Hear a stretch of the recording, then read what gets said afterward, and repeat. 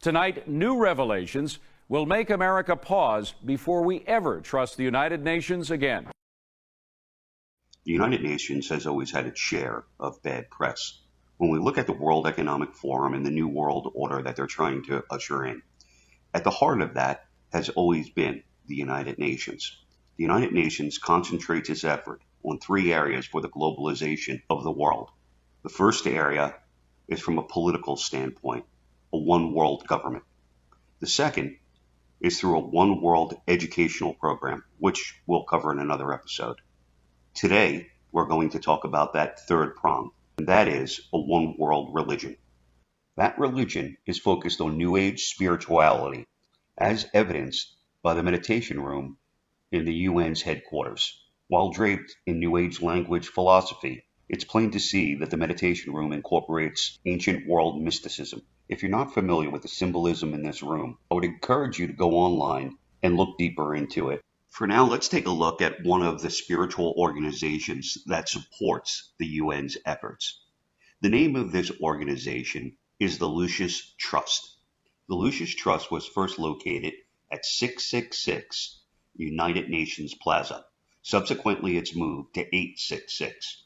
In addition to its change in address, it underwent a name change from the Lucifer Publishing Group to the Lucis Trust. The Lucifer Publishing Group was founded by Alice Bailey. Just months before the UN Charter was signed in 1945, Alice Bailey claims to have contacted a spirit, which in turn communicated to her something known as the Great Invocation. The Great Invocation is a ritual prayer that is used to bring about the return of the being known as the Christ. The Christ is a great teacher and subordinate to Lucifer, the bringer of light. It is said that Lucifer will illuminate the world and raise the consciousness of humanity. This invocation was first spoken at the UN by Eleanor Roosevelt, First Lady of the United States, in 1952. The Great Invocation is spoken weekly by thousands across the world in an attempt to send the proper energies to call for the coming of the Christ. In addition, it's utilized at various times throughout the year according to astrological events, as well as preceding certain events held by the United Nations. Here's the president of the Lucis Trust describing the effects of the Great Invocation. The seventh ray works powerfully through Uranus. And visualizing this planet's influence, we can help to consolidate the new world order on the physical plane. And indeed, we're given a symbol to meditate upon in esoteric astrology for just this purpose. And this is why in this present period of transition, the Lord of the seventh ray is taking over the control of affairs and the ordered working out of the plan, so as eventually to restore stability to the planet and give the incoming Aquarian influences a stable and extended field in which to work. Of course, not all of us are going to accept this one world religion. And while this New Age philosophy speaks of love and unity, there's also a darker side to this.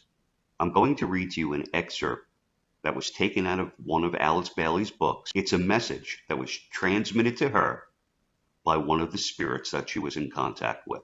Here's what he had to say about our lack of acceptance. An infection will menace the life of humanity. It will make its presence felt in infected areas in the body of humanity.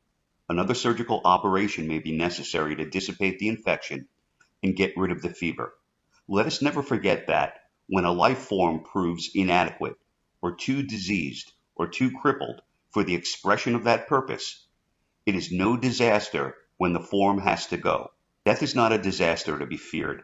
The work of the destroyer is not really cruel or undesirable. Therefore, there is much destruction permitted by the custodians of the plan, and much evil turned into good. On this topic, another spiritualist writes, souls will have passed on into spirit to rethink their attitude. Here's the way the removal of nonconformists is lightheartedly explained by the Lucis Trust. And it's that will that the Christ is going to bring when he reappears. And it will burn away. It's a sort of fiery will to good. It's not a sort of gentle, soft spirituality in that sense. It's going to burn away those barriers that exist between people. In essence, these people believe that until everyone is on the same page, they cannot achieve their goals.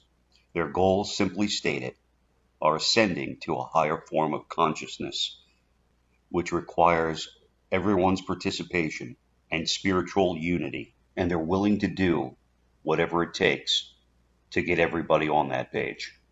In the next part of this series, we're going to explore a 10-step plan that has been put together, and we'll compare that to the leadership around the world and see if they are executing in step with that plan. Thank you, and bye for now.